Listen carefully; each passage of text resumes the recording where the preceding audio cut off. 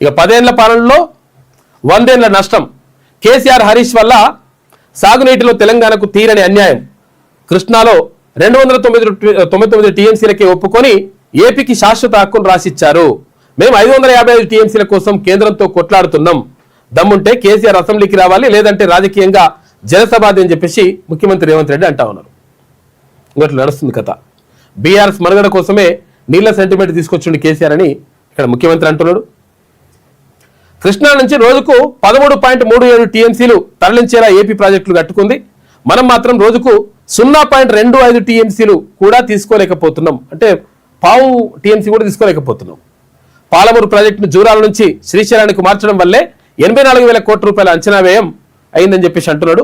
Project source మార్పులకు నాడు cabinet ఆమోదం తీసుకోలేదు. ఈ విషయం బయటపడుతుందనే కేసీఆర్ అసెంబ్లీకి రావట్లేదు. ఇరిగేషన్ ప్రాజెక్టులో లోపాలపై విచారణ జరిపిస్తాం.